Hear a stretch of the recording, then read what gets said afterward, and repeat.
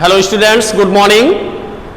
देखिए class 9th में हमारा जो टॉपिक चल रहा था वो था लाइंस एंड एंगल्स। पिछले वीडियो में मैंने आपको डिफरेंट टाइप्स के जो एंगल्स थे उनकी जानकारी मैंने आपको दी थी। आज का उसी चैप्टर में हमारा आज का जो टॉपिक है वो है पैरेलल लाइंस एंड ट्रांसवर्सल। इस केस में भी कई तरीके के एंगल्स फॉर्म होते हैं, उनके बारे में हम यहां पर सीखेंगे।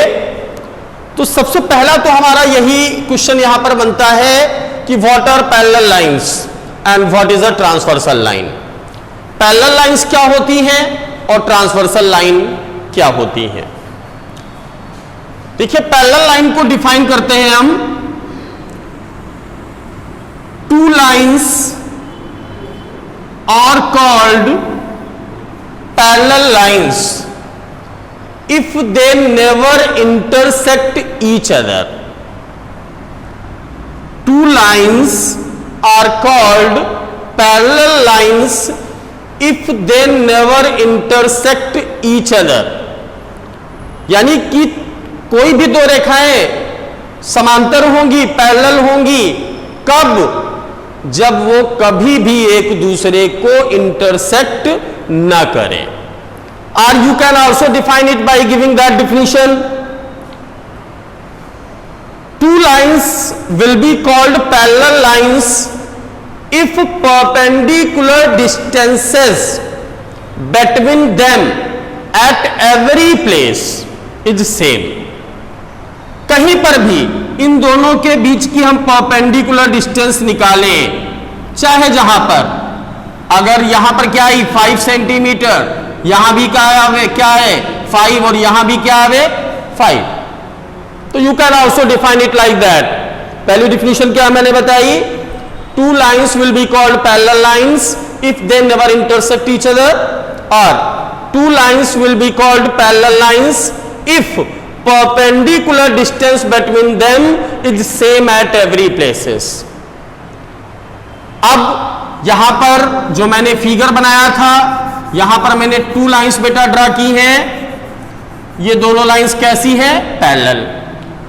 अब हम एक ऐसी लाइन ड्रा करें जो इन बोथ पैरेलल लाइंस को इंटरसेक्ट करे। That line is known as transversal line. इस लाइन को हम क्या बोलेंगे? Transversal. And these two lines are parallel lines.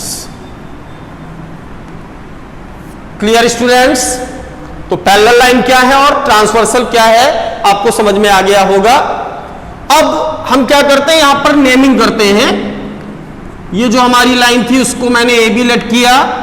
This line is C D and that is transversal P Q which is intersecting line AB at M and line CD at N।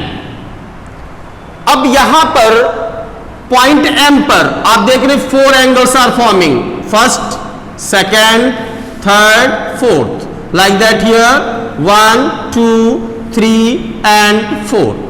मैं इनको naming दे रहा हूं। इसको मैंने angle 1, angle 2, angle 3, angle 4 name दिया, that is angle 5, angle 6, angle 7 and angle 8।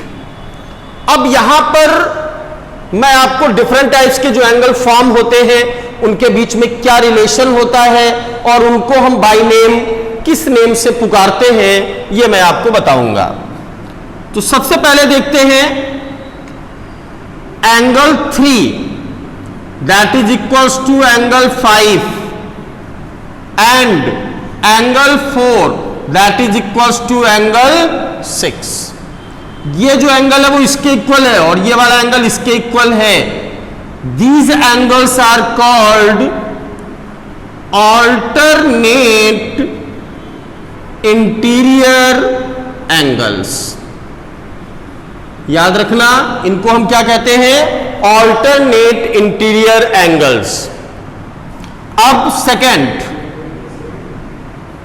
Angle 2 is equals to angle 8 and angle 1 is equals to angle 7, ये भी उसी तरीके से एक्स प्लेस पर हैं, तो ये भी एंगल आपके क्या होंगे, ऑल्टरनेट एंगल, बट ये लाइंस के बाहर की ओर बन रहे हैं, इसीलिए इनको हम कहते हैं ऑल्टरनेट एक्सटीरियर एंगल्स। अब देखते हैं angle 1 equals to angle 5, angle 4 is equals to angle 8, this side आते हैं, angle 2 is equals to angle 6 and angle 3 is equals to angle 7. These angles are called corresponding angles. इनको हम corresponding angles बोलते हैं।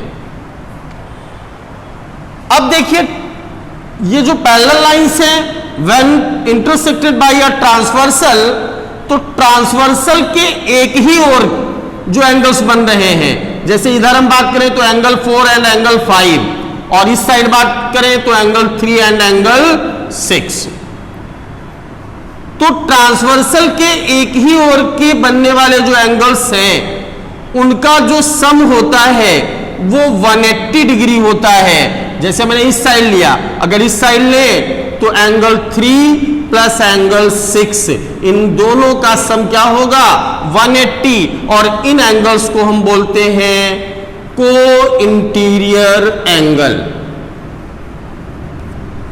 तो यहां पर मैंने 4 टाइप्स के एंगल्स बने, सारे एंगल यहां पर पेयर में बन रहे हैं।